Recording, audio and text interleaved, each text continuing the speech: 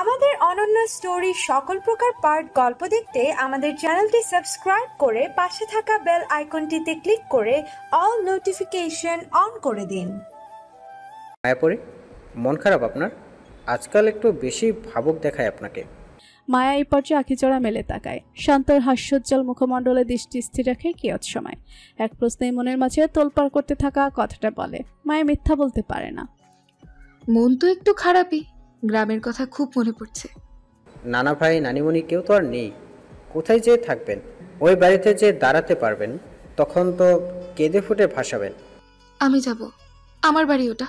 আমার শৈশব জড়িয়ে আছে ওই আধ ভাঙা ঘরটার সাথে। আমার জীবনের সবচেয়ে সুখকর সময় কেটেছে ওই মাটির ঘরে।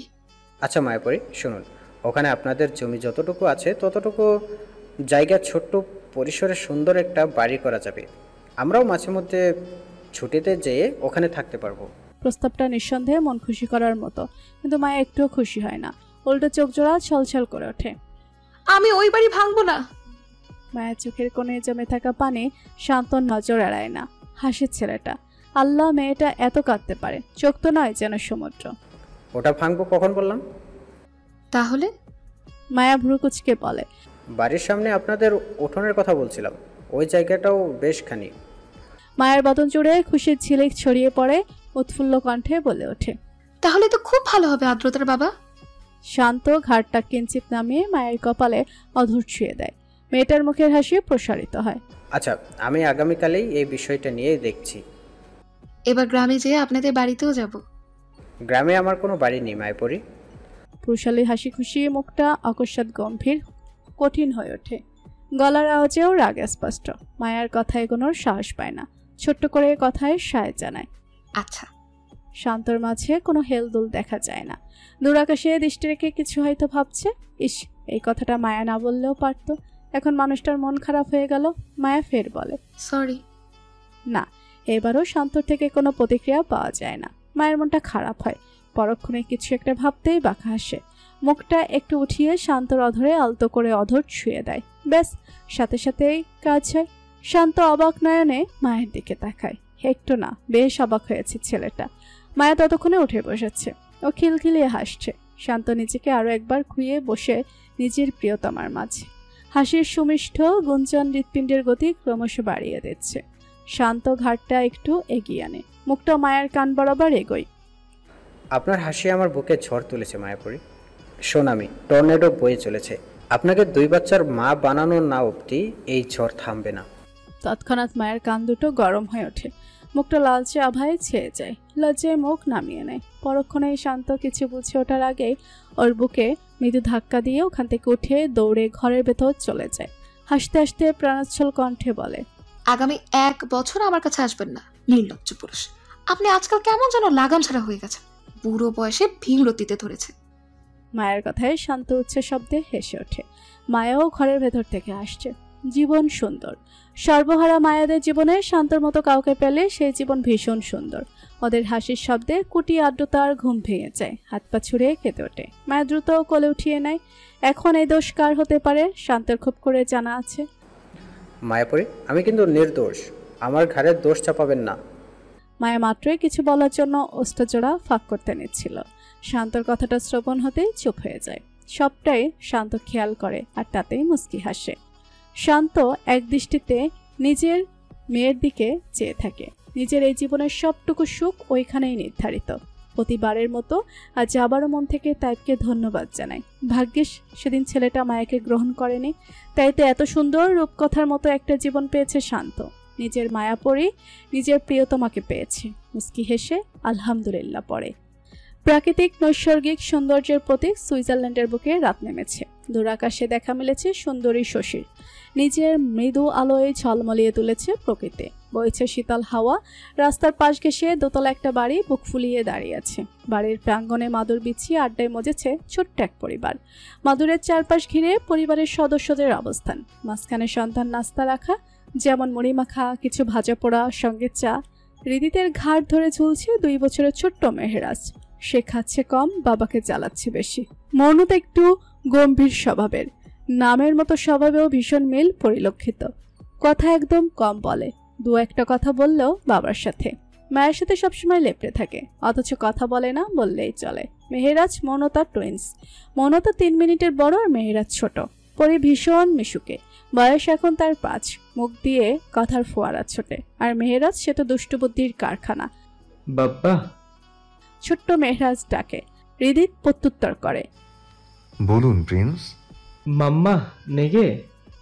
হৃদিতের কানের কাছে মুখ নিয়ে ফিসফিস করে বলে ছোট্ট মেহেরাজ। হৃদিত মেহেরিমার দিকে তাকায়। সত্যি আজ দুপুর থেকে বেজায় রেগে আছে মেহেরিমা। দোষ অবশ্য হৃদিত সহ বিচ্ছু বাহিনীর। মেহেরিমার বলা একটা কথাও শুনছে না আজকাল। সংসারের কাজ সামলিয়ে ছোট ছোট বাচ্চাগুলো সামলাতে রীতিমতো হিমশিম খেতে হচ্ছে মেয়েটাকে। অপরদিকে হৃদিতকে আজকাল পাহাড় নদী যেন বেশি টানে, সেখানেই দিনের বেশিরভাগ সময় পার করে। নিরিবিলি পরিবেশে নিজের আলাদা একটা জগৎ গড়ে উঠেছে হৃদিতের। আজ মেহেরিমার আদেশে সকাল 10টা নাগাদ 1 ঘন্টার জন্য বিচ্ছু বাহিনীকে নিয়ে বের হয়েছিল হৃদিত। বিচ্ছু বাহিনী অনেকদিন পর ছাড়া পেতেই আর বাসায় ফিরতে চাইছিল না। হৃদিতও সুযোগ পেয়েছিল, তাই হাতছাড়া করেনি। এদিকে ঘোরাঘুরির মাঝে কখন যে ঘড়ির কাঁটা দুটোর ঘরে ঘাঁটি বেঁধেছে হৃদিত খেয়ালই করেনি। দুর্ভাগ্যবশত ফোনটাও সাইলেন্ট ছিল। এদিকে মেহেরিমা কল দিয়ে দিয়ে পাগল প্রায়। কোথায় গেল, কিছু হলো নাকি? এতক্ষণ তো বাইরে থাকার কথা নয়। দুশ্চিন্তায় মেয়েটা কেঁদেও ছিল, চোখ মুখ লাল হয়ে ফুলে গেছিল। বাচ্চাগুলো বাইরের এটা সেটা খাবার খেয়ে দুপুরে আর ভাত খায়নি। এটা যেন মেহেরিমার কাটা খায় নুনের ছিটা দিয়েছে। ও বিচ্ছু বাহিনীকে বাইরের খাবার তেমন দেয়ই না, যতটা সম্ভব এড়িয়ে চলে। আর এই লোক সেই কাজই করেছে। হৃদিত ভীষণ অনুতপ্ত। এমনটা করা ওর একদমই উচিত হয়নি। কিন্তু মহারানী, রাগ ভাঙানোর কোনো সুযোগ তো দূর। তখন থেকেই কারোর সাথে ঠিকমতো কথাই বলছে না, নিজের মতো চুপচাপ আছে। হৃদিত ঘাড় ঘুরিয়ে মৌনতার দিকে তাকায়। মৌনতা টুকটাক করে খেতে ব্যস্ত, কারোর দিকে কোনো খেয়াল নেই। মেয়ের মনোযোগ আকর্ষণের জন্য ট্রে থেকে চামচ উঠিয়ে চায়ের কাপে বার কয়েক টোকা দেয় হৃদিত। মৃদু টিং টিং শব্দ ভেসে আসতে সবাই ওর দিকে তাকায়। মেহেরিমাও তাকিয়েছে। হৃদিত পড়েছে বিপাকে, ভোলাভালা হাসে।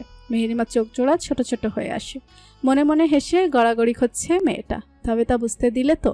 পরক্ষণে ইচ্ছে করেই দৃষ্টি ঘুরিয়ে নেয়, চায়ের কাপে নিবদ্ধ রাখে। ও দেখতে চায় জানাবে এই মুহূর্তে রাগ ভাঙাতে ঠিক কি করে। অবশ্য দুপুর থেকে চেষ্টা করছে, কিন্তু মেহেরিমা নিজেই পাত্তা দিচ্ছে না। হৃদিত হাত ছেড়ে বাঁচে। মৌনতা তখনও বাবার দিকে তাকিয়ে। হৃদিত বিকালে বিচ্ছু বাহিনীর সাথে আলোচনা সভা বসিয়েছিল, টুকটাক প্ল্যান সাজিয়েছিল। সেই প্ল্যানে সবাই সামিল আছে। ও ইশারা করে মৌনতাকে। বাবার ইশারা খুব সহজেই বুঝে যায় ছোট্ট মৌনতা। মুস্কি হেসে ডান হাত উঠিয়ে ঠিক আছে বোঝায়। মৌনতার চা ততক্ষণে শেষ হয়েছে। কাপটা রেখে উঠে যেয়ে কোনো কথা ছাড়াই মায়ের কোলে বসে, গলা জড়িয়ে ধরে। মেহেরিমা মেয়ের মুখে নজর রাখে। মৌনতা হেসে মায়ের মুখে চুমু বসিয়ে দেয়। পরপরই পুরো মুখভাবে চুমু খায়। মেহেরিমা রাখে যুগল ছলছল করে ওঠে। ছোট মৌনতার থেকে এতটা ভালোবাসা কখনো পায়নি। বাচ্চাটা নিষ্পাপ কণ্ঠে ডাকে, মাম্মা। বলুন আমার মা। বুকের মাঝে জড়িয়ে নেয় মৌনতাকে। পরক্ষণেই মেয়ের 2 গালে টপাটপ চুমু বসিয়ে দেয়। মাম্মা সলি। মৌনতা মিষ্টি করে ঠোঁট উল্টিয়ে 2 কানে হাত রেখে বলে। ফুফিয়ে কেঁদে ওঠে মেহেরিমা। আমার মা। মায়ের কান্নায় বিচ্ছু বাহিনীর খুব মন খারাপ হয়। মেহেরাজ পরে উঠে এসে মাকে দুদিক থেকে জড়িয়ে ধরে। মেহেরাজ নিচের কুটি কুটি হাত দুটো দিয়ে মায়ের চোখের পানি মুছিয়ে দেয়। 3 ভাই বোন একে অপরের দিকে তাকায়। পর মুহূর্তেই 3টা চকলেট মেলে ধরে মায়ের সম্মুখে। পরি মন খারাপ করে বলে, চকলেট নাও মাম্মা, তোমার পছন্দের চকলেট, মন ভালো হয়ে যাবে। বাপ্পা কিনে দিয়েছে, আমরা সবাই সরি, আর হবে না। মেহেরিমা সিক্ত আননে এতক্ষণে মুস্কি হাসে। 2 হাতের বেষ্টনী দিয়ে বিচ্ছু বাহিনীকে নিজের বুকে আগলিয়ে নেয়। সবার গালে আদর দেয়। আমি রেগে নেই মা, আমার বিচ্ছু বাহিনীর উপর আমি রাগ করে থাকতে পারি নাকি? হাস্যোজ্জ্বল কণ্ঠস্বর মেহেরিমার। মায়ের মুখ থেকে এই কথা শুনতেই মেহেরাজ বলে ওঠে, সত্যি? কণ্ঠে একটু অবিশ্বাসতা মিশে আছে। মা যে এত সহজে সবটা মেনে নেবে, কুটি মেহেরাজের সেটা মানতে একটু কষ্ট হচ্ছে। ভেবেছিল সেকেন্ড প্ল্যান অবধি ওদের যেতে হবে, কিন্তু না, মা তো আর রেগেই নেই। হ্যাঁ বাবা। মাম্মা না, বাব্বা কত। মেহেরাজ মনটা ভার করে বলে। ছেলের আধো আধো বলিতে আওড়ানো কথাগুলো মেহেরিমা বলছে। হৃদিতের দিকে তাকায়। হৃদিত নেত্রজ গলায় একাকার সম মুগ্ধতা নিয়ে ওদের দিকেই তাকিয়েছে। পৃথিবী থমকে ছোড়, দৃষ্টিতে দৃষ্টি মিলে যায়। কিছুক্ষণ চেয়ে থেকে নরম গলায় বলে মেহেরিমা, বাবা ওপরেও রেগে নেই, বাবার ওপরেও রেগে নেই। তোমাদের বাবা আজ আমাকে জীবনের নতুন এক সুখকর অনুভূতির সাথে পরিচয় করিয়ে দিয়েছে। আমি ভীষণ খুশি। পরপরই ভুরু উঁচিয়ে হৃদিতের উদ্দেশ্যে বলে, আমার চকলেট কই? হৃদিত মুস্কি হেসে শার্টের বুক পকেট থেকে একটা চকলেট বের করে নিঃশব্দে ওর দিকে এগিয়ে দেয়। মেহেরিমা প্রাণোচ্ছল হেসে গ্রহণ করে। ব্যাস, বিচ্ছু বাহিনীর কাজ খতম। খুশিতে লাফিয়ে ওঠে, হাততালি দিয়ে মা বাবাকে ঘিরে নাচতে শুরু করে। মেহেরিমা খিলখিলিয়ে হাসে। বিচ্ছু বাহিনীও মায়ের সাথে যোগ দেয়। হৃদিতের অধৈর্যরাও প্রসারিত হয়। বুক জুড়ে সুখ সুখ দোলা খেলে যায়। প্রকৃতির বসন্ত ফুরিয়ে গেছে, অথচ ওর জীবনের বসন্ত চলমান। এভাবেই ভালোবাসা অভিমানের মধ্য দিয়ে কেটে যাক এই জীবন। ছোট্ট জীবনে আর কিছু চাওয়ার নেই হৃদিতের। ছোট্ট মেহেরাজ নাচতে নাচতে চিল্লায়, মাম্মা, বানু বাচ্চা বাব্বা। পুচকুরে এই কথায় আবারও হাসির রোল পড়ে যায়। হেসে গড়াগাড়ি খাওয়ার উপক্রম সকলের। হাসিতে ইতিমধ্যে মেহেরিমার চোখের কোণে জল জমেছে। ছোট্ট পরিবার মেতে উঠেছে খুনসুটিতে। জীবনের কিছু প্রহর কাটায় আনন্দ হৈহুল্লোড়ের মধ্য দিয়ে। রাতের খাবার পর্ব শেষ হয়েছে অনেক আগে। বিচ্ছু বাহিনী গভীর ঘুমে আচ্ছন্ন। হৃদিত মেহেরিমা ব্যালকনিতে পাশাপাশি দাঁড়িয়ে আছে। মেহেরিমা দৃষ্টি নিবদ্ধ স্বচ্ছ গগনে বসে থাকা চন্দ্রমার দিকে, আর হৃদিতের দৃষ্টি নিবিষ্ট ব্যক্তিগত চন্দ্রের দিকে। দুজনের অষ্টদায়ে মুস্কি হাসি লেপটানো। দুজনের ভাবনা হয়তো আলাদা, তবে সুখকর। বয়ে চলেছে ঠান্ডা ঝিরিঝিরি পবন। ক্ষণে ক্ষণে শরীরের সংস্পর্শে সে কাপ ধরিয়ে দিচ্ছে। মেহেরিমার বয়স পড়েছে। আনন্দে তা ছাবে স্পষ্ট। পরিপূর্ণ নারী এখন। চেহারায় মা একটা ভাব এসেছে। এতে যেন সৌন্দর্য কয়েকগুণ বেড়েছে ওর। হৃদিত মোহগ্রস্তের মতো আওড়ায়, আমার পবিত্র কাঠগোলাপ, কি স্নিগ্ধ তোর প্রতিটা রূপ। যত দেখি ততই মুগ্ধ হই। ভাগ্যিস তুই আমার হয়েছিলিস বাটারফ্লাই, না হলে আমার মতো করেই অন্য কেউ তোকে প্রতিক্ষণ দেখতো আর আমার বুক পুড়ত। মেহেরিমা এহেন কথায় অম্বর থেকে দৃষ্টি ফিরিয়ে আনে। হৃদিতের দিকে পূর্ণ দৃষ্টি মেলে তাকায়। মস্করা করছেন? হৃদিতের কপালে ভাঁজের সৃষ্টি হয়। চোখ দুটো ছোট ছোট করে পাল্টা প্রশ্ন ছড়ে, মস্করা মনে হচ্ছে তোর? তা নয়তো কি? পোড়া মুখে আবার কিসের সৌন্দর্য? আমার চোখ দুটো নিজের চোখে লাগিয়ে নেয়, তাহলে নিজের প্রশ্নের উত্তর পেয়ে যাবি। এমন কথার পৃষ্ঠে মেহেরিমা চুপ রয়, কিছু বলে না। হৃদিতও কথা বাড়ায় না, দৃষ্টি ঘুরিয়ে দূর আকাশে স্থির রাখে। কিছুক্ষণ পেরোতেই মেহেরিমা নিজে নিস্তব্ধতা ভেঙে দেয়। আমায় এত ভালোবাসবেন না পরীর বাবা, আমার কপালে এত ভালোবাসা সয় না। গলা কাঁপছে মেয়েটার। হৃদির দিব্যি অনুভব করে সে কম্পন। পাশ ফিরে যায়। কম ভালোবাসতে বলছিস? তোর জন্য তো আমি কম বলে কোনো কিছু নির্ধারণ করিনি আনাবেলা। আমার থেকে পাওয়া তোর কষ্টের পরিমাণও বিশাল, যা হয়তোবা কেউ কখনো ভালোবাসার মানুষের থেকে পায়নি। আর ভালোবাসার বিষয়টা তুই নিজেই ভালো জানিস, আমার বলার প্রয়োজন দেখছি না। আপনার থেকে পাওয়া ভালোবাসার কাছে এগুলো সামান্য, খুবই নগণ্য পরীর বাবা। মন রাখতে বলছিস? আপনি আমার সবচেয়ে কাছের মানুষ। আপনার মন রাখতে কিছু বলতে হবে কেন? আমি মিথ্যা বলি না, সেটা আপনিও খুব ভালো করেই জানেন পরীর বাবা। শুধুমাত্র এই আমিটার জন্য ছোট্ট এক জীবনের সব হারিয়েছিস তুই। এক বুক হাহাকার, যন্ত্রণা, কষ্ট ছাড়া কিছুই পাসনি। এত কিছুর পরও আদৌ আমার জন্য তোর মনে ভালোবাসা অবশিষ্ট আছে? সানশাইন, তোর প্রাপ্তির খাতা তো শূন্য। মেহেরিমা হৃদিতের কথায় হাসে, ঘাড় ঘুরিয়ে পিছু ফিরে তাকায়। বাচ্চাগুলো পরম শান্তিতে ঘুমিয়ে আছে। মুখের হাসি বাড়ে। ওদের দিকে চেয়েই প্রত্যুত্তর করে, কে বলেছে আমার প্রাপ্তির খাতা শূন্য? আমার তিনটা পুটলি আছে। বিচ্ছু বাহিনী আমার জীবনের সবচেয়ে বড় প্রাপ্তি, আর এই প্রাপ্তিটুকু তো আপনার থেকেই পাওয়া। হৃদিত হেসে ফেলে। মেহেরিমাকে বুকে আগলিয়ে নেয়, কপালে আলতো করে অধর ছুঁয়ে দেয়। আর তোরা সর্বহারা হৃদিতের বেঁচে থাকার একমাত্র কারণ। ভালোবাসি জান, আই সোয়ার এই জীবনে আর কখনো তোকে কোনো প্রকার কষ্ট পেতে দেব না। সুখের চাদরে মুড়িয়ে রাখবো। এর থেকেও আবার বেশি সুখে কিভাবে থাকে মানুষ? আমি তো আলহামদুলিল্লাহ জীবনের সবচেয়ে সুখকর দিনগুলো পার করছি। তোদের এর থেকে অনেক ভালো থাকার কথা ছিল লিটল কিটি, কিন্তু আমি ব্যর্থ। আমরা এভাবেই বেশ আছি। ভালোবাসি পরীর বাবা। মেহরিমাদের অপ্রাপ্তির জীবনে হৃদিত নামক একটা প্রাপ্তি থাকলে ওরা দিব্যি 7 জনম অনায়াসে কাটিয়ে দিতে পারে। দুজন কিছুক্ষণ একে অপরের দিকে নিকট দৃষ্টিতে তাকিয়ে থাকে। এবার মেহেরিমা নিজ থেকেই ভালোবাসার অথৈসারে ভাসতে উদ্যত হয়। হৃদয়টা পিপাস্বর্ত। পায়ের পাতায় ভর দিয়ে একটু উঁচু হয়ে দাঁড়িয়ে হৃদিতের চিকন ভরার ঠোঁট দুটো দখল করে নেয়। ভালোবাসায় মজে দুজন। হৃদিতের হাতের বাঁধন দৃঢ় হয়, একদম বুকের সাথে মিশিয়ে নেয়। হাতের অবাধ্য বিচরণে নেতিয়ে পড়ে মেহেরিমার শীর্ণ কায়া। কিছুক্ষণের ব্যবধানে অধর পল্লবের বিচ্ছেদ ঘটিয়ে মেহেরিমার কপালের সহিত কপাল ঠেকিয়ে বড় বড় শ্বাস ফেলে হৃদিত। মেহেরিমার বুকটা শব্দ তুলে ওঠানামা করছে। হৃদিতের শক্তপোক্ত বুকের উপর শরীরে ভার ছেড়েছে ততক্ষণে। কিছুক্ষণ চুপ থেকে দুজনের সমস্বরে হেসে ওঠে। মেহেরিমা হৃদিতের বুক পাশের কিল বসিয়ে দেয়, রিনরিনে আওয়াজে বলে, বদ্ধ পাগল একটা। Just for you Annabella. দুজনের হাসি বাড়ে। হাসতে হাসতে তাল সামলাতে না পেরে মেহেরিমাকে নিয়ে ওখানেই পেতে রাখা ডিভানে বসে পড়ে হৃদিত। এই হাসি থামার নাই, সুখের হাসি। এই হাসিটুকু জয় করতে ছোট্ট এই জীবনের সব ত্যাগ করতে হয়েছে এই জোড়া কপত কপতিকে। প্রাপ্তির খাতায় বেঁচে থাকুক এই হাসি। সব হারিয়ে যদি প্রাপ্তির খাতে একটু সুখ জোটে তাহলে তো কোনো ক্ষতি নেই। এভাবেই ভালো থাকুক ভালোবাসারা। ভালোবাসা সুন্দর যদি তা গড়ে ওঠে শক্ত বিশ্বাসের উপর। বিশ্বাসবিহীন ভালোবাসার ঠুনকো হালকা বাতাসে ভেঙে টুকরো টুকরো হয়ে যায়। ভালো থাকুক সর্বহারা হৃদিত ও তার অ্যানাবেলা। এই জীবনের সকল স্বপ্ন পূরণ হোক ওদের। বিচ্ছু বাহিনী নিয়ে সুখের এই জনম কাটিয়ে দিক। কিছু সময়ের জন্য হলেও অতীত ভুলে, সব হারানোর আর্তনাদ ভুলে একটু হাসুক। কৌশিক ত্রিধানা হয় দূর থেকে ওদের মাঝে নিজেদের খুঁজে নেবে। খুনসুটির মাঝে হৃদিতের ফোনে একটা মেসেজ নোটিফিকেশন আসে। মেহেরিমা অতটা খেয়াল করেনি। হৃদিত আলগোছে প্যান্টের পকেট থেকে ফোন বের করে স্ক্রিনে দৃষ্টি রাখে। অমনি লোচনদায় জল করে ওঠে। অষ্টপোট বাম পাশে ঈষৎ উঁচু হয়। বাঁকা হাসি ছড়িয়ে পড়ে অধৈর্যে। ফোনটা সেভাবেই পাশে রেখে দেয়। বুকের মাঝে চেপে ধরে নিজের একমাত্র ভালোবাসার অর্ধাঙ্গিনীকে। মেহেরিমা ছোট্ট বিড়াল ছানার ন্যায় ঘাপটি মেরে পড়ে থাকে প্রশস্ত বুকে। ওর স্বস্তির জায়গাটা। মেয়েটার চুলের ভাঁজে ঠোঁট শুয়ে দেয় হৃদিত। এক পলক মেহেরিমার প্রাণবন্ত বদনের চেয়ে শশীর দিকে দৃষ্টি ফিরিয়ে নেয়।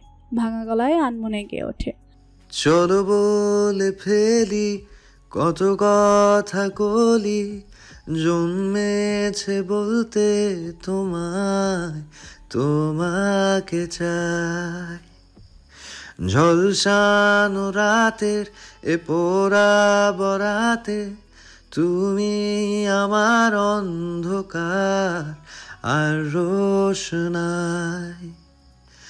কানিশে আলতা মাখানো দিনেরা ঢলে পরে রাতে, তারপরে রাত্রি জাগানো বাকিটা তোমারই তো হাতে।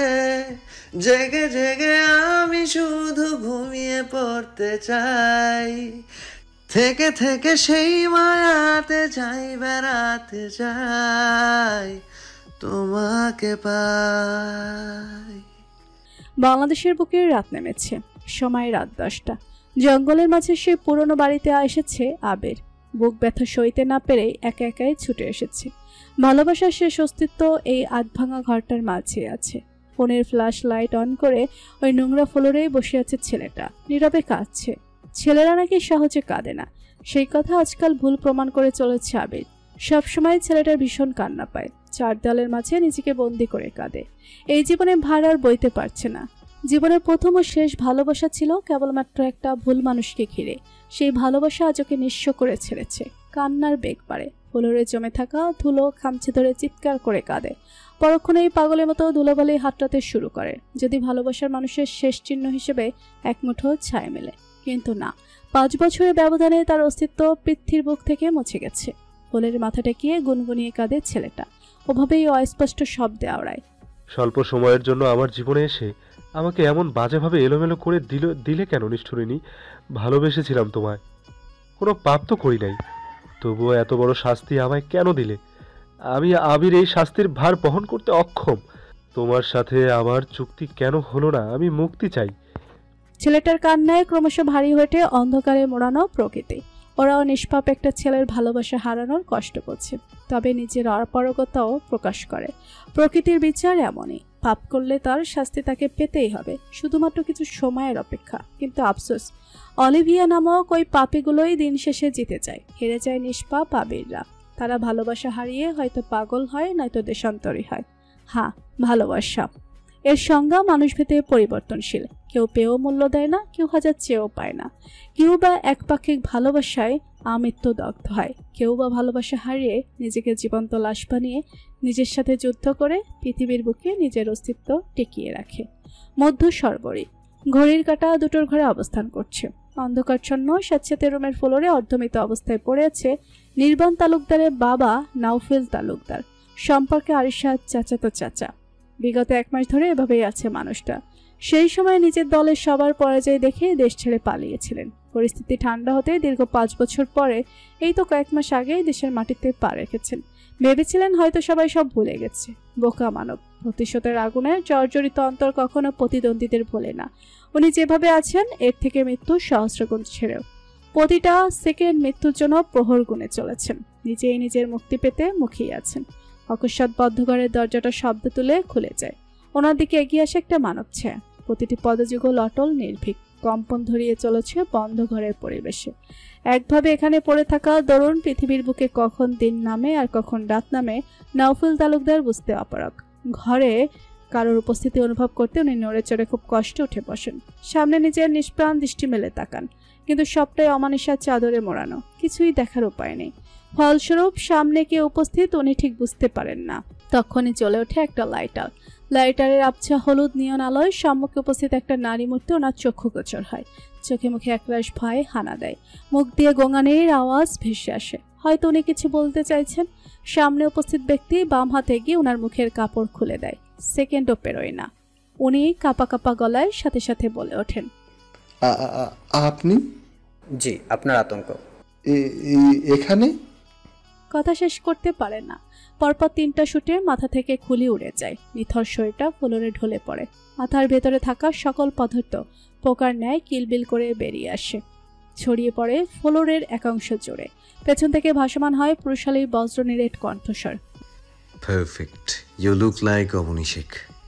অবনী শেখেদের অস্তিত্ব কখনো পৃথিবীর বুক থেকে চিরতরে বিলীন হয় না। কোনো না কোনো নারীর মাঝে ঠিকই বেঁচে থাকে। অবনী শেখেরা হারিয়ে গেলে পৃথিবীর জঞ্জাল কীটগুলো মুক্ত হয়ে যাবে তো? ওদের ধ্বংস করবে কে? বদ্ধ ঘরের গুমট পরিবেশ দুজনের হাসির গুঞ্জনে মুখরিত হয়ে ওঠে। কোনো এক সাহসী নারীর পৈশাচিক হাসির শব্দে কম্পন ধরে সর্বকোণে। ওনার কথায় সমর্থন জানিয়ে তরুর উঁচু ডালে বসে থাকা একজোড়া বিহক শব্দ করে ডেকে ওঠে। অদূর থেকে ভেসে আসে শিয়ালের ডাক। সবাই যেন ওনার সাথে সহমত পোষণ করছে। অবনী শেখেদের মৃত্যু নেই। ওনারা নতুন রূপে নতুন কারোর মাঝে ঠিক বেঁচে থাকে।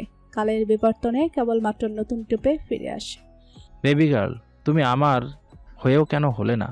তোমাকে নিজের করে পাওয়ার এক বুক আকাঙ্ক্ষা নিয়েই বোধহয় আমাকে পৃথিবী ছাড়তে হবে। ডার্লিং, আমি কৌশিক তালুকদার আজীবন তোমার ভালোবাসার কাঙালি রয়ে যাব। তোমাকে নিয়ে ছোট্ট একটা সুখের ঘর বাঁধার স্বপ্ন দেখেছিলাম যে, তবে কি বামুন হয়ে চাঁদের দিকে হাত বাড়িয়ে ফেলেছি? আমি কি হতো যদি তৌসিফকে ভালো না বেসে এই আমায় ভালোবাসতে? জানো, তোমার ওই নিষ্পাপ আখি যুগলে আমি নিজের জন্য ঘৃণা দেখতে অভ্যস্ত, কিন্তু তৌসিফের জন্য ভালোবাসা নয়। আমার বুক জ্বালাপোড়া করে, দু চোখ ঝাপসা হয়ে আসে, সব কিছু জ্বালিয়ে দেওয়ার মতো রাগ ওঠে মস্তিষ্কে। আচ্ছা, আমাকে মেরে দিয়ে তুমি কি তৌসিফের সাথে ঘর বাঁধবে? আমাকে একটাবারও মনে পড়বে না? নিজের ভালোবাসাকে অন্যের সাথে দেখার মতো এত বড় শাস্তি ছোট্ট এক জীবনে আমায় দিতে পারবে তুমি? বুক কাঁপবে না? আমায় ভালোবাসলে না কেন বেবি গার্ল? তুমি আমায় ভালোবাসলে আমাদের নিজেদের সাজানো সুন্দর একটা পৃথিবী হতো। এখানে আমরা নিজেদের শতরঙে রাঙিয়ে প্রজাপতি হয়ে ফুলে ফুলে উড়ে বেড়াতাম। পুষ্পের মন বাতানো সুবাসে তাসে নিজেদের মন প্রাণ জুড়াতাম। এই স্বার্থপর ধরনী থেকে অনেক দূরে চলে যেতাম দুজনে। আমার চন্দ্রমল্লিকা, নিজের সর্বস্ব দিয়ে তোমায় ভালো রাখতাম। পুরো পৃষ্ঠা জুড়ে অগোছালো হাতে একটুকুই লেখা, আর কিচ্ছু লেখা নেই। লেখাটুকুর সমাপ্তি অবধি টানা হয়নি। কেবলমাত্র পৃষ্ঠার নিচের রক্তের দাগ স্পষ্ট। তাজা লাল রক্ত শুকিয়ে করকরে হয়ে গেছে পৃষ্ঠার জায়গাগুলো। মেহেরিমার চোখে জলেরা ভিড় জমায়, গাল বেয়ে সধারায় গড়িয়ে পড়ে। এতগুলো বছর পেরিয়ে এ প্রথমবারের মতো কৌশিকের জন্য খারাপ লাগে। কৌশিককে নিয়ে মেহেরিমার মনের মাঝে বাস করা ভাবনা চিন্তাগুলো নিমিষে ধূলিসাৎ হয়ে যায়। মানুষটার মধ্যেও তবে মনুষ্যত্ব ছিল, ভালোবাসা ছিল, শুধুমাত্র প্রকাশ করতো না। কিন্তু কেন করতো না? নিজের পশুরূপ জাহির করতে। ইস, যার জন্য এই হৃদয় নিংড়ানো লেখাগুলো লেখা হয়েছে তার অবধি পৌঁছায়নি। কিভাবে পৌঁছাবে? ভালোবাসাকে নিজে হাতে হত্যার অপরাধে নিজেকে যে মুক্তি দিয়েছে বোকা মেয়েটা। গলা রোধ হয়ে আসে, ফুফিয়ে কেঁদে ওঠে মেহেরিমা। গতকাল সুদূর বাংলাদেশ থেকে দুটো ডায়েরি এসে পৌঁছেছে সুইজারল্যান্ডের বুকে। আজ সকালে হৃদির চেয়ে নিয়ে এসেছে। কৌশিকের ঘর পরিষ্কার করতে চেয়ে এতগুলো বছরের মাথায় 2 জায়গায় দুটো ডায়েরি পেয়েছেন পাপিয়া তালুকদার। সাথে সাথে একমাত্র মেয়ে আরিশার কাছে পাঠিয়েছেন। সব শুনতে মেহু ওগুলো ছুঁয়ে দেখতে চেয়েছিল। ওর আবদার রক্ষার্থে পাঠানো হয়েছে ডায়েরিগুলো। যদিও কারোর অনুমতি ব্যতীত তার ডায়েরি পড়া উচিত না। ম্যানারলেস কাজ ওগুলো এক প্রকার অপরাধ। তবু এবার এই অপরাধটাই স্বেচ্ছায় করতে রাজি মেহেরিমা। জীবনে করা অনেকগুলো অপরাধের মাঝে এটাও যুক্ত হোক, সর্বোচ্চের দায়ে মুক্তি হবে, এর ঊর্ধ্বে তো কিছু হবে না। মেহেরিমা চোখ দুটো মুছিয়ে পুরো ডায়েরির পৃষ্ঠা উল্টিয়ে পাল্টিয়ে দেখে, না, আর একটা পেজেও লেখা নেই। পুরনো আছড়া ডায়েরিটা পাশে রেখে দেয়, পাশ থেকে দ্বিতীয় ডায়েরিটা হাতে তুলে নেয়। খুব সহজেই চেনা যায়, সিক্ত নয়নে মুচকি হাসে। এটা তিধু পাগলির ডায়েরি। তিধার জন্মদিনে মেহেরিমা নিজে গিফট করেছিল ওকে। ডায়েরিটা নাসারণ্ঠের নিকট এগিয়ে বড় একটা শ্বাস নেয়। কেমন যেন তিধার শরীরে ঘ্রাণ ভেসে আসছে। মনে হচ্ছে মেহেরিমাকেও ত্রিধু আষ্টে পৃষ্ঠে জড়িয়ে ধরে আছে। কিছুক্ষণ চোখ বুঝে ওভাবেই ঠাই বসে রয়। এটা আদৌ হয়ে থাকে নাকি নিছকই মেহেরিমার জল্পনা কল্পনা? আলতো হাতে ডায়েরিটা পৃষ্ঠা উল্টায়, না, কিছুই খুঁজে পায় না। পুরো ডায়েরিটা সাদা ফকফকে, কিছু লেখা নেই। কিছু একটা ভেবে একদম শেষ পৃষ্ঠায় যায়। চক্ষু গোচর হয় কয়েক লাইনের লেখা। পৃষ্ঠার মাঝ বরাবর বেশ যত্ন নিয়ে লেখা হয়েছে সেখানে, ভালোবাসা কাকে বলে? যাকে মনে ধরে তাকে, নাকি যাকে মন গহীনে জায়গা দিয়ে ভুলতে পারা যায় না তাকে? ভালোবাসায় দোটানা এত পীড়াদায়ক কেন? ধরিত্রীর সব কিছু আমার প্রতি এতটা নির্দয় হলে আমি কোথায় যাব? আমি যে ভেঙে যাওয়া নদীর কূল, আমি দুর্দশাগ্রস্ত, আমি সর্বহারা এক পথিক। আমি ক্লান্ত, শ্রান্ত, জীর্ণ এক প্রাণ। আল্লাহ, করুণা করো আমায়। ছোট্ট মেয়েটার হাত দিয়ে লেখা কঠিন শব্দগুলোতে নজর বোলাতেই মেহেরিমা কিছুক্ষণের জন্য থমকায়। মস্তিষ্কে শূন্য অনুভূত হয়। খোলা জানালা দিয়ে ঠান্ডা ঝিরঝিরে মারুত এসে শীর্ণকায়ে ছুঁয়ে দিতেই কেঁপে ওঠে। ঘোলাটে দৃষ্টি নিয়েই ডায়েরিটা বন্ধ করে কৌশিকের ডায়েরির উপর রেখে দেয়। এলোমেলো পায়ে হেঁটে ব্যালকনি দিকে হাঁটা ধরে। বুক ভরে শ্বাস নেওয়ার জন্য সতেজ বাতাসের বড্ড প্রয়োজন। হৃদিত বিচ্ছুবাহনীকে পাশের ঘরে ঘুম পাড়িয়ে রেখে এই ঘরে আসে। মেহেরিমাকে খোঁজে। ঘরে কোথাও নেই মেয়েটা। এত রাতে কোথায় গেল? কিছুক্ষণ আগেই তো এখানেই রেখে গেল ওকে। বার কয়েক গলা উঁচিয়ে ডাকে, কিন্তু না, মেহেরিমার কোনো সাড়া শব্দ নেই। মুহূর্তেই হৃদিত হাইপার হয়ে ওঠে। শরীরে ঘাম ছুটে যায়। হাত উঠিয়ে শার্টের হাতার স্লিপসে কপাল মোছে। তড়িঘড়ি করে ঘর থেকে বেরিয়ে যেতে নিয়েও থেমে যায়। একটা বার ব্যালকনি চেক দিতে দ্রুত এগিয়ে যায় সেদিকে। ওখানেই ডিভানের উপর বসা উদাসীন মেহেরিমাকে দেখতে বুকের মাঝে বয়ে চলা ঝড়টা থামে। শান্ত হয় বক্ষস্থল। কিছুক্ষণ একদৃষ্টে চেয়ে রয়। ছন্ডমার মৃদু আলোয় চোখের কার্নিশ ঘেঁষে জমে থাকা পানিগুলো জলজল করছে।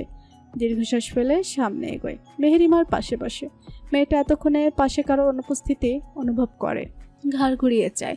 হৃদিতকে দেখতেই কোনো কথা ছাড়াই নীরবে ওর কাঁধে মাথা রাখে। হৃদিত দুই হাতের বেষ্টনী দিয়ে নিজের সাথে জড়িয়ে নেয়। সময় তার গতিতে পেরিয়ে চলে। মেহেরিমা নিজ থেকেই বলে, আমাদের অজান্তেই ছোট্ট ত্রিধু অনেক বুড়ো, অনেক বড়, বুঝদার হয়ে গেছিল পরীর বাবা। পরিস্থিতি বানিয়ে দিয়েছে। কিন্তু আফসোস, বোকা ত্রিধু আজীবন বোকাই রয়ে গেল। নিজের ভুলে নিখাত ভালোবাসা হারালো। নিজের ভাইয়ের বিপক্ষে কথা বলছিস যে? হৃদিতের এমন কথায় মেহেরিমা মৃদু হাসে। তৌসিফরা নিজেদের বলি দিয়ে ভালোবাসতে জানে, কিন্তু কৌশিকেরা নিজেদের ভালোবাসাকে জেতাতে ভালোবাসার মানুষের হাতে নিজেদের বলি দিতে পারে। শহরের অলিতে গলিতে শত তৌসিফ থাকলেও কৌশিক হয়তো বা সর্বোচ্চ একটা থাকবে। হৃদিত তড়িৎ গতিতে দূর আকাশে নিবিষ্ট দৃষ্টি ফিরিয়ে মেহেরিমার আননে নিক্ষেপ করে। অবিশ্বাস্য চাহনি দিয়ে চেয়ে রয় কিয়ৎ সময়। ডায়েরি দুটো দুপুরেই পড়েছ। মেহেরিমা নিজে সাংসারিক কাজে ব্যস্ত থাকায় এখন পড়ার সুযোগ হয়েছে। তুই যে এত বড় হয়ে গেছিস সেটা তো একবারও বলছিস না। বিশ্বাস কর, আমার ছোট্ট আনাবেলাকে এতটা বড়তে মানাচ্ছে না। তুই আজীবন আগের মতোই থাক। আমার সাথে তেড়ামো করবি, রাগ করবি, অভিমান করবি, যা ইচ্ছা তাই করবি।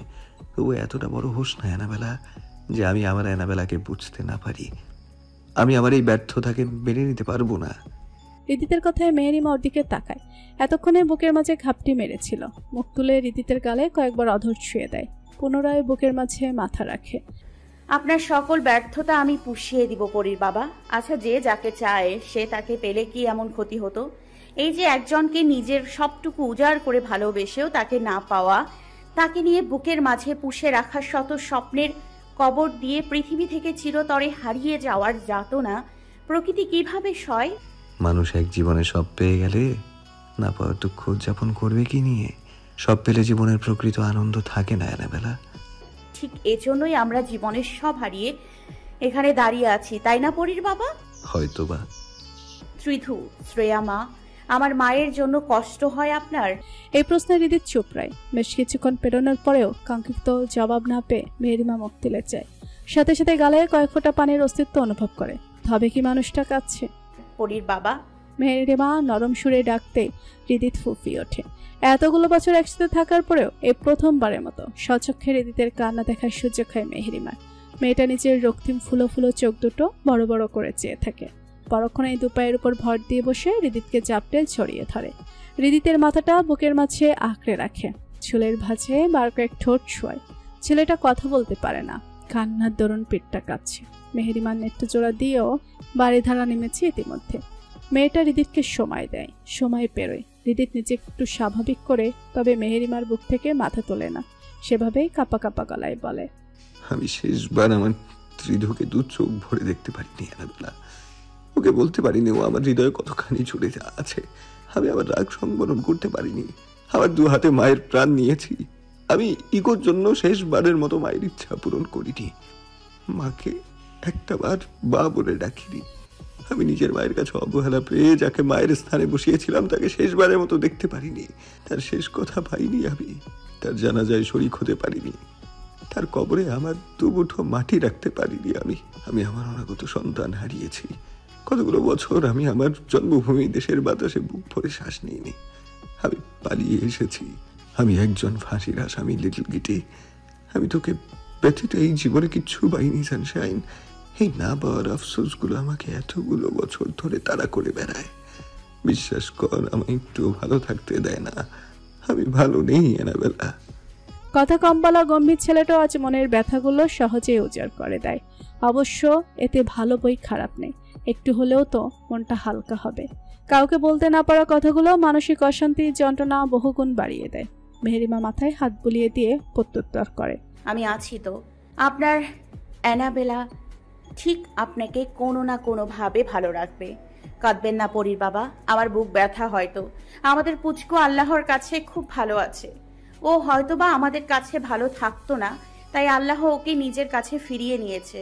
মেহেরিমা নিজের মিসক্যারেজের কথা জানে। সংবাদটা শোনার পর থেকেই কারোর সাথে খুব একটা কথা বলতো না।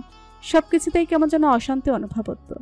এক প্রকার ট্রমাতে চলে গিয়েছিল মেয়েটি। হৃদিতের সাহায্যে অনেক কষ্টে সেই ট্রমা থেকে বেরিয়ে এসেছে। এখনো সেই কথা স্মরণ হলে পৃথিবীর কোথাও একদণ্ড শান্তি মেলে না। আহা, নারী ছেড়া দান ছুঁয়ে দেখেনি, কখনো তার অস্তিত্ব অনুভবও করেনি।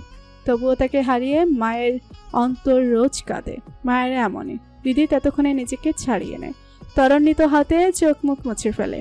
মেহেরিমার আনন ও পরম যত্নে মুছিয়ে দেয়। মলিন মুখমণ্ডলে একটু হাসার চেষ্টা করে। তুই আছিস বলে আমি বেঁচে আছি অ্যানাবেলা। আমার বেঁচে থাকার একমাত্র শক্তি তুই জান। তোকে দেখেই যেন এই দু চোখ চিরজীবনের জন্য বন্ধ হয়। একটু থামে। যেই কাজে ঘরে এসেছিল সেটা বলতে উদ্যত হয়। এতক্ষণে নিজেকে পুরোপুরিভাবে সামলিয়েছে হৃদিত। একটা কথা বলি জান। বলুন। মেহেরিমা তৎক্ষণাৎ জবাব দেয়। হৃদিত জানে মেয়েটা নাকচ করে দেবে, তবু আরেকটার পর বলতে কি ক্ষতি নেই। জান, প্লাস্টিক সার্জারিটা করালে হয় না কোথাও, না শুধুমাত্র মুখে। অসহায় মুখে বলে হৃদিত। মেয়েটা যে যতবার আয়না দেখে ততবারই চোখের পানি ছড়ায়, তা হৃদিতের অজানা নয়। মেহেরিমার মুখের হাসি মিলিয়ে যায়। সব সময়ের মতো চোখ মুখ কঠিন হয়ে ওঠে। ক্ষুব্ধ স্বরে বলে, কেন এভাবে আমাকে ভালো লাগছে না? আপনিও অন্যদের মতো চান আমার এই মুখে আমি ওই সব বালছাল করে চেঞ্জ করে ফেলি? এই পোড়া মুখের আমিটার সাথে সংসার করা যাচ্ছে না, তাই না? সম্মানে বাঁচছে খুব। আমার দিকে তাকাতে পারেন না পরীর বাবা? ঘৃণা লাগে কি? সবগুলো কথা হৃদিত চুপচাপ হজম করে নিচ্ছিল, কিন্তু শেষ কথাটাই ধমকে ওঠে।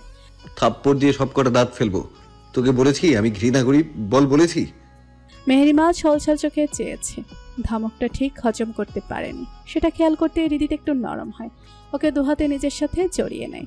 মেহেরিমা শক্ত কাঠ হয়ে আছে, কথা বলে না। হৃদিত কপালে চুমু খায়, নরম গলায় ডাকে, অ্যানাবেলা। ভালোবাসি তো, তোকে সব রূপেই ভালোবাসি। আমি ওটা কার জন্য বলি? তোর জন্যই তো। আমার চোখে আমার অ্যানাবেলা সব সময় পৃথিবীর শ্রেষ্ঠ সুন্দরী রমণী। আচ্ছা, তোকে আর কখনো সার্জারির কথা বলবো না। এবার মন খারাপ করে থাকিস না প্লিজ, একটু হাস যান। ব্যাস, মেহেরিমার সকল রাগ ধুয়ে মুছে চলে যায়। চোখে মুখে হাসে মেয়েটা। সবসময়ের মতো হাসির দরুন নেত্র দুটো ছোট হয়ে আসে। রিদিতের কথায় বড্ড খুশি হয়ে মুখটা একটু এগিয়ে ওর ওষ্ঠপুর দখল করে নেয়। রিদিতের পিপাসার তন্তরে এক পশলা বৃষ্টির আগমন ঘটে, সিক্ত করে দেয় জ্বলতে থাকা হৃদয়। ওভাবেই ওকে কোলে তুলে নেয়। অধর পল্লবের বিচ্ছেদ ঘটেনি তখনও। মেহেরিমাকে বিছানায় শুয়ে দেয়, নিজের নিচে ফেলে ওর উপর উঠে বসে। কয়েক সেকেন্ডের ব্যবধানে শার্টটা খুলে ফ্লোরে ছুঁড়ে মারে। অবলীলায় পড়ে রয় সেথায়। কোনো কথা ছাড়াই মেহেরিমার গলায় মুখ ডুবিয়ে দেয়। অকস্মাৎ রিদিতের গলায় দুটো দাঁত বসে যায়। ব্যথায় চোখ মুখ কুচকে ফেলে ছেলেটা। মেহেরিমা এই সুযোগটা কাজে লাগায়। রিদিতের প্রশস্ত বুকে দুহাতটাকে ধাক্কা দিয়ে পাশে ফেলে বিছানা থেকে নেমে দাঁড়ায়। দৌড়ে পালাতে নিলেই মাথায় দুষ্টু বুদ্ধি খেলে যায়। আলমারি গা ঘেঁষে দাঁড়িয়ে পড়ে। রিদিতের দিকে তাকিয়েই দুষ্টু হাসে। রিদিত উন্মুক্ত বুকে এক হাতের উপর ভর দিয়ে সে তাই মাথা রেখে শুয়ে আছে। চোখ দুটো ছোট ছোট করে ওর দিকেই তাকিয়ে রয়েছে। মেহেরিমার দন্ত দিয়ে অধরের একাংশে চাপ প্রয়োগ করে ডান হাতের তর্জনী আঙ্গুল উঠিয়ে রিদিতকে কাছে ডাকে। পরক্ষণেই নিজেই হেসে গড়াগড়ি খায়। হাসতে হাসতে গেয়ে ওঠে, মুন্নি বদনাম হই ডার্লিং তেরে লিয়ে। মেহেরিমার এমন কাণ্ডে রিদিতের ভুরুযুগল অধিকতর কুচকে যায়। পরক্ষণেই উঠে বসে অধরে দুষ্টু হাসি ঝুলিয়ে বলে, আমার ধৈর্যের পরীক্ষা নিচ্ছি জান। আই সোয়ার তুই আগামীকাল হাঁটার অবস্থায় থাকবি না। আপনি শুধু মুখেই বলেন, আমি দিব্যি হেঁটে বেড়াই। একটু ভাব দিয়ে বলে মেহেরিমা।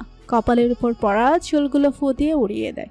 অন্যায় একাংশ তর্জনী আঙ্গুলের সাথে পেঁচিয়ে ঘুরাতে থাকে।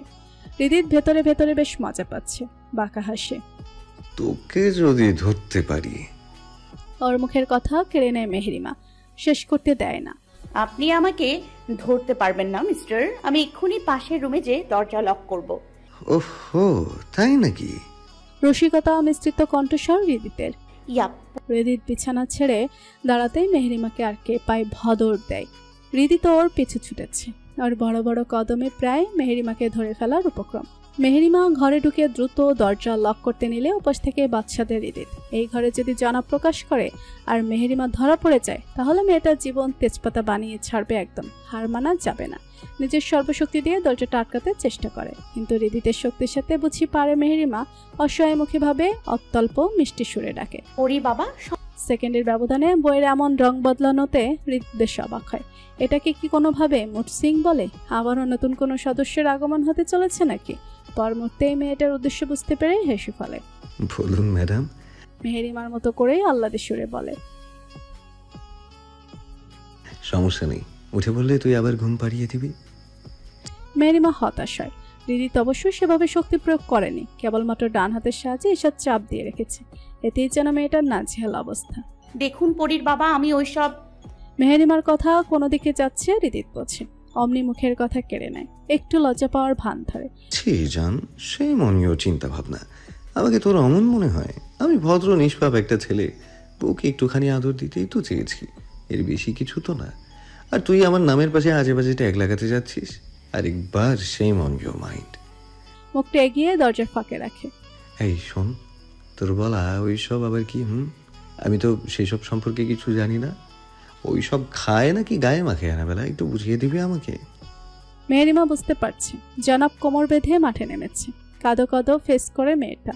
দেখুন, আমি আপনার 10টা না 5টা না একটা মাত্র বউ। আপনি এভাবে জোরে চাপ দিয়ে দরজাটা আটকাতে দিচ্ছেন না। এটা দরুন দরজাটা ব্যথা পাচ্ছে, আর দরজার অপর পাশে আমি আছি, যার অর্থ পরোক্ষভাবে আপনি আমার উপর চাপ দিয়ে ব্যথা দিচ্ছেন। শুনুন পরীর বাবা, বউকে মারধর করা পাপ, এক প্রকার অনৈতিক কাজ। আপনার থেকে এই কাজটা জনগণ আশা করে না, তাই বলছি দরজা ছেড়ে দিন। মেহেরিমার উদ্ভট লজিক শুনে হৃদিতের মাথাটা চক্কর দিয়ে ওঠে। পরক্ষণেই নিজেকে ধাতস্থ করে। ওয়াইফের উপর কিঞ্চিত চাপ প্রয়োগ করে মাঝে মধ্যে কষ্ট দিলে পাপ হয় না অ্যাঞ্জেলা। Come on baby. দুষ্টু হেসে এক চোখ টিপে হৃদিত। কথাটার ডিপ অর্থ বোঝার সুযোগটুকুও মেহেরিমাকে দেওয়া হয় না। এক ধাক্কায় দরজাটা খুলে ফেলে হৃদিত। মেহেরিমা ছিটকে পড়ে যেতে নিলেই নিজেকে শূন্যে ভাসমান অনুভব করে। ভয়ের আতঙ্কে মেয়েটা আখিজোড়া বন্ধ করেছে। ততক্ষণে মারা গেল কি মারা যে ভূত হয়ে আসমানে উঠছে ওই পোলা শেষ পর্যন্ত মেরে দিল ওকে। মেহেরিমা দাঁতে দাঁত চাপে। পৃথিবীতে ল্যান্ড করে সবার আগে ওই ভদ্রলোকের ঘাড় মটকাবে। হ্যাঁ, নিজের ভাবনার মাঝে হৃদিতের কণ্ঠস্বর কর্ণগোচর হয়। ভেবেচাকা খেয়ে যায়। তবে কি জানাবো ভূত হয়ে ওর সঙ্গ দিচ্ছে? এবার কোথায় পালাবি জান? আমার হাত থেকে বাঁচাবে কি তোকে? তোর পানিশমেন্ট বাড়ানো হলো। আগামী 1 সপ্তাহ তোকে বেড রেস্টে রাখার ব্যবস্থা করা হবে। এমনিতেও আমাকে অনেক দৌড়ঝাঁপ করিয়েছিস তুই। মেহেরিমা লচন্দয়ে বড় বড় করে তাকায়। তার মানে ও মারা যায়নি, নিজেকে বাঘের মুখে সঁপে দিতে হবে। ফেস ফেস শব্দ তুলে নাক টানে। দরজাটা ছেড়ে দিন, আপনি আমার সাথে এমনটা করতে পারেন না পরীর বাবা, আপনি পচা। আমি তোর সাথে অনেক কিছুই করতে পারি, জাস্ট ওয়েট অ্যান্ড ওয়াচ। আর আমি রিদিত কখনোই ভালো ছিলাম না জান। আমাকে তুই ভালো ভেবে থাকলে সেটা তোর ভুল ধারণা। মেহেরিমা বোঝে ওর আর কিছুই করার নেই, ফ্যাল করে তাকিয়ে রায়। পরক্ষণে ঠোঁট জোড়া বাম দিকে কিঞ্চিত উঁচিয়ে রিদিতের গভীর দৃষ্টিতে নিজের দৃষ্টি স্থির রাখে। আস্তে ধীরে মুখটা কান বরাবর এগিয়ে ফিসফিস করে বলে, মাই বিলভড হাজবেন্ড, ঈশানের সাথে কন্ট্রাক্ট করুন। ওকে। জবাব দিয়ে মেহেরিমাকে এক প্রকার বেডে ছুঁড়ে মারে রিদিত। বাঁকা হাসি ছড়িয়ে আছে অধর জোরে। মেহেরিমা শুকনো ঢোক গিলে কিছু বলার জন্য ওষ্ঠজোড়া নাড়াতেই শরীরের প্রতিটা অঙ্গ প্রত্যঙ্গ নড়াচড়া বন্ধ করে দেয়। অসাড় হয়ে আসে, আর কিছু বলতে পারে না। অগাধ ভালোবাসায় ডুব দেয় একজোড়া কপতেই। ভালোবাসার পাগলামিতে পার হয় এক বেনিটো রজনী। শান্ত মায়া এবং ওদের প্রিন্সেস আদ্রতা গ্রাম এসেছে 2 দিন হতে চলল, আর একদিন থেকেই চলে যাবে। শান্ত ছুটি নেই, সময় বিকালবেলা। ওরা আদ্রতাকে নিয়ে একটু ঘুরতে বেরিয়েছে। আনন্দপুরের কলেজ ফিল্ডে হাঁটছে 3 জন। তাবান তাইব মাত্র ক্রিকেট খেলা শেষ করে ফ্রেশ হয়ে বাড়ির রাস্তায় হাঁটা ধরেছে। অমনি শান্তদের মুখোমুখি পড়ে যায়। 2 পক্ষই থমকে দাঁড়িয়ে পড়ে। তাইফের দৃষ্টি নিবদ্ধ ছোট্ট আদ্রিতার দিকে। এক পলক শান্তর দিকে তাকিয়ে মুস্কি হেসে আদ্রতাকে কোলে উঠিয়ে নেয়। তাই ভীষণ বাচ্চা ভালোবাসে। বাড়ির দুটো নিজেদের বাবা মা কম, তাইফের কাছেই বেশি থাকে। কথাই আছে, যার যেটা নেই তার সেটার প্রতি ভালোবাসা আকর্ষণ বেশি থাকে। তাইফের ক্ষেত্রেও ঠিক তাই। আদ্রতা খুব মিশুকে, সহজেই তাইফের সাথে মিশে গেছে। কান্নাকাটি তো দূরের কথা, তাইফের সাথে খুনসুটিতে মেতে হেসে কুটি কুটি হচ্ছে। কেমন আছেন শান্ত ভাই, ভাবি? তাবান জিজ্ঞাসা করে। শান্ত মুস্কি হেসে উত্তর দেয়, আলহামদুলিল্লাহ ভালো আছি। মায়াও জানায় সে ভালো আছে। তাইফ কোনো কথা বলে না, হাসি মুখে আদ্রতাকে নিয়ে দোকানের দিকে অগ্রসর হয়। শান্ত না করতে নিলেই তাবান থামিয়ে দেয়। ভাই থাক, বাদ দেন, নিয়ে যাক বাবুকে, ঘুরে আসুক। মায়া এক দৃষ্টিতে তাইফের যাওয়ার দিকে তাকিয়ে আছে। শান্ত ওদের দিকে কিছুক্ষণ চেয়ে থেকে বলে, তাইফ অনেক পরিবর্তন হয়ে গেছে মনে হচ্ছে। অতি সাধারণ মাধবী ওকে পুরোপুরি পরিবর্তন করে দিয়েছে ভাই। আজকাল কথা কম বলে, বাসার বাচ্চা দুটো ছাড়া তেমন কারোর সাথেই কথা বলে না। রাত হলেই কবরস্থানে চলে যায়। আমাদের নিষেধাজ্ঞা থাকায় ওখানে অবশ্য ওকে বেশি রাত থাকতে দেয় না। কিন্তু কোথায় থেকে মধ্যরাতে বাসায় আসে, খারাপ সঙ্গ কিংবা ড্রাগ রিলেটেড কিছু না, একা একাই বনে জঙ্গলে পড়ে থাকে। তার ভাষ্যমতে ও যতক্ষণ একা থাকে ততক্ষণ নাকি ওর মাধবীলতা ওকে সঙ্গ দেয়। আমার তাইফ আর আগের তাইফ নেই। তাবানের কথাগুলো ভীষণ অসহায় শোনায়। মায়ের গাল বেয়ে পানি গড়িয়ে পড়ে। শান্ত ওর ডান হাতটা নিজের হাতের মুঠোয় পুড়ে নেয়। ওদের কথা বলার স্পেস দিতেই তাবান তাইফের দিকে এগোয়। শান্ত একদম ঠান্ডা কণ্ঠে শুধায়, এখনো ভালোবাসেন তাইফ নামক সর্বহারা নিষ্পাপ জীবন্ত লাশটাকে? সর্বহারা তাইফদেরকে দূর থেকে একটুখানি ভালোবাসলে খুব কি বেশি পাপ হবে শ্রাবণ? আপনি রাগ করবেন কি? আমাকে ছেড়ে দেবেন? মেয়েটার গলা কাঁপছে। শান্তর হাতের মুঠো শক্ত হয়। মোটেও না। আমায় এই চিনলেন এতদিনে? আমিও চাই সর্বহারা তাইফরা কারোর ভালোবাসা দোয়ায় আজীবন রয়ে যাক। ওরাও একটু ভালোবাসা পেয়ে ভাগ্যবান হোক। মায়াদের সবটুকু ভালোবাসা শান্তরা নিয়ে নিলে তাইফরা আজীবন শূন্যই রয়ে যাবে। এতটা স্বার্থপর শান্তরা নয় মায়াপরি। মায়া দৃষ্টি ঘুরিয়ে শান্তর দিকে তাকায়। শান্ত আগে থেকেই তাকিয়েছিল। দৃষ্টিতে দৃষ্টি মেলে, দুজনেই তৃপ্তির হাসি হাসে। এমন একটা শান্তকে পেতে বড় ভাগ্য লাগে। কে বলেছে মায়েরা ভাগ্যবতী হয় না? আজীবন বিষাদিনী রয়ে যায় মায়েরা। একটা সময় পর ঠিক সুখের মুখ থাকে। সে এক চিলতে সুখের স্পর্শে আজীবন ভালো থাকা যায়। নিজেদের ঘরে স্তম্ভিত হয়ে বিছানায় বসে আছে আরিশা। কথাটা বলতেও ভুলে গেছে মেয়েটা। মূর্তি বনে গেছে পুরোপুরি। এতগুলো বছর পরে নিজের বাবার সব সম্পদের একটু হিসাব কালেক্ট করছিল, যদিও সবটাই মায়ের ইচ্ছাতে। কিন্তু এই হিসাবের মাঝে এসে যা শুনেছে আরিশা তাতেই যেন অবাকের শীর্ষে পৌঁছেছে। কল্পনাতে ছিল সবটা। সামনেই ডিভানে মুখোমুখি বসে আছে আয়াস। অধরে মুস্কি হাসি লেপটে আছে। ছোট্ট করে ডাকে, হানি। আনমনে থাকায় আয়াসা ডাকে ঈষৎ চমকে ওঠে আরিশা। ধ্যানচ্যুত হয়। কোনো রকমে বলে, হ্যাঁ বলো। কি এত ভাবছো? আমার ভাইটা কি পাগল ছিল আয়াস? নিজেদের কোটি কোটি টাকার সব সম্পদ আমাদের ত্রিধুর নামে লিখে দিয়েছে। এমনটা করেছে নিশ্চয়ই ভালোবাসা থেকেই। এতটা ভালোবাসা মনের মাঝে রেখেও কখনো প্রকাশ করেনি। প্রকাশ করলে কি এমন ক্ষতি হতো? অ্যাটলিস্ট ইধু ওকে ভুল বুঝতো না। তোমার ভাই ভালোবাসায় পাগলই ছিল হানি। ও মাফিয়া হোক আর যাই হোক, আমার কাছে আজীবন বোকা কৌশিকই রয়ে গেছে। যে কৌশিক কোনো কাজে 20 টাকা কম পড়লেও আয়াসের থেকে নিত। যে কৌশিক কোনো কাজ তো দূর, শাওয়ার নিতে গেলেও আয়াসের সঙ্গ চাইতো।